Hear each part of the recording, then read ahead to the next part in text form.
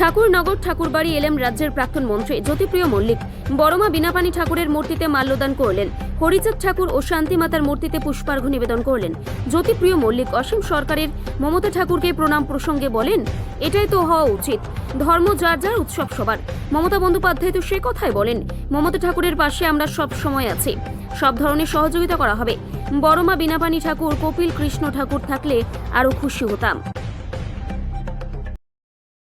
মানে আমরা ভাবছি যে আমরা আবার যে অভিভাবক পেয়েছি, তার কারণ গাইঘাটাতে দুবার বিধায়ক ছিল, ঠাকুরবাড়ির সঙ্গে বড়মার সঙ্গে এবং আমার হাজবেন্ড কপিল কৃষ্ণ ঠাকুরের সঙ্গে তার এতটাই হৃদ্যতা ছিল যে মা সন্তানের সাথে সম্পর্ক।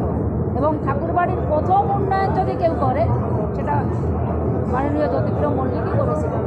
সে সময় সিপিএমের সরকার ছিল, তাদের বিরুদ্ধে লড়াই করে ভক্তদের জন্য তাদের খাওয়ার জায়গা তৈরি করে দিয়েছে।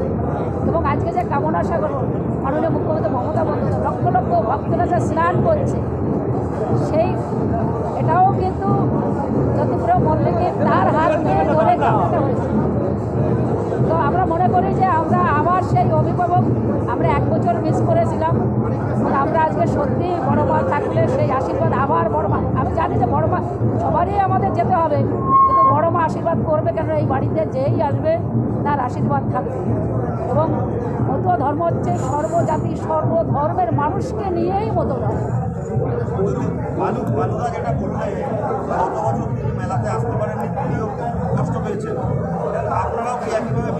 অবশ্যই অভিভাবক যদি আমাদের পাশ থেকে না থাকে তাহলে আমরা অবশ্যই। আর আজকে যদি যেখানে এসেছি আমরা খুবই আনন্দিত, এবং দিদি আজকে যাদের পাঠিয়েছে এটা আমাদের মতুয়াদের কাছে একটা বড় পাওয়া। একটু আগেই সুজিত বসু এসেছিল মিনিস্টার, আবার পালমুভ এসছে, আমরা মানে ভাবছিল যে আমাদের অভিভাবক নেই, আমরা আরও বাড়তি পাও না, দিদি আমাদের সেটা দিয়েছে। আজকে মধুকন্যার অংশগ্রহণকে কী বলবে? মধুকন্যা যেভাবে আজকে সকাল থেকে রয়েছে, এটা তো ওদের স্বাভাবিক জিনিস, ওরা যেভাবে আমি মানুষ করেছি ছোটোবেলা থেকে, ওরা ভাই বোনের মতন সেটা মানুষ, এটাই তো আমরা চাইছিলাম বহুদিন ধরে। তো সেটাই আজকে হয়েছে, সেটা সবাই মিলে সবাই আনন্দিত, আমরা সবাই প্রতিটা মতুয়া পরিবারে অসীম সরকার মমতা বলা ঠাকুরের ঘরে আসলেন, মমতা বলা ঠাকুরের কাছে প্রণাম করলেন, বললেন আমরা এটাই চেয়েছিলাম, রাজনীতি আলাদা, ধর্ম আলাদা। এটাই তো, এটা তো মাননীয় মুখ্যমন্ত্রী আমাদের শিখিয়েছে, যার যার ধর্ম তার কাছে, উৎসব সবার, এটা মনে রাখতে হবে। আজকে মমতা ঠাকুরের কাছে এসছে তো ভালো হয়েছে। আমরা তো ধর্ম নিয়ে রাজনীতি করি না, কোনো দিন করি না। আমরা সর্বধর্মের সমন্বয় হচ্ছে, আমরা মতুয়া মহাসংঘও তাই, সর্বধর্মের সমন্বয়, আমাদের সব ধর্মের মানুষ এখানে রয়েছে।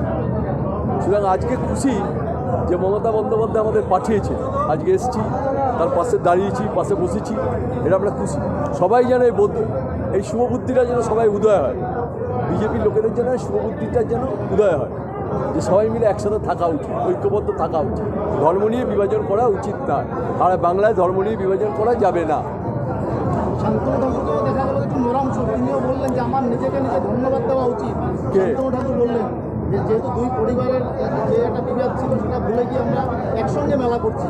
অবশ্যই, আমি তো বলছি তো, সবাইকে থাকা উচিত একসাথে, সবাই মমতা ঠাকুরের পাশে থাকা উচিত, সবাই মমতা ঠাকুরের পাশে থাকা উচিত। বড় বৌমা, বড় মায়ের পর দায়িত্ব কার? বড় বৌমার দায়িত্ব, বড় বৌমার পাশে সবাই থাকা উচিত। ওর তো জেঠিমা, ওর পাশে থাকা উচিত, এর পাশে সবাই মিলে আমরা এর পাশে আছি, মমতা ঠাকুরের পাশে আছি। সর্বতভাবে সাহায্য করা, সব সময় সাহায্য করবে, যে সাহায্য চাইবে আমাদের কাছে।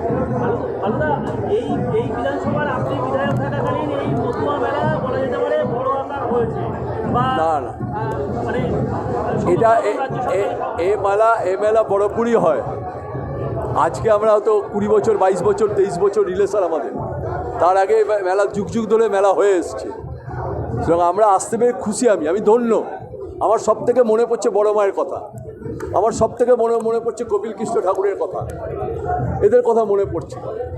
কপিল কৃষ্ণ ঠাকুর এসে আমাদের আপ্যায়ন করতেন, বলে চলো বসো, বড় মা আমাদের মাথায় হাত বুলিয়ে দিতেন, সেইগুলো এখন মনে হচ্ছে আমার অনুভূতিতে। থাকলে আরও ভালো হতো, বড় মা থাকলে।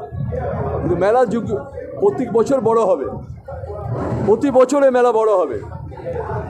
এখনও তো মেলা আসছে 50 লক্ষ 30 লক্ষ লোক, আগামী বছরও মেলা আছে 35 লক্ষ লোক। গতকাল মন্ত্রী সুনীল ঘোষ এসেছিলেন এবং জ্যোতিপ্রিয় মল্লিক এসেছিলেন। তারা এই যৌথ মেলাকে স্বাগত জানিয়েছে, বলছে ধর্ম যার উৎসব সবার একত্রিত হয়ে মেলা হচ্ছে, এটা তারা প্রশংসা করছে। কী বলবেন?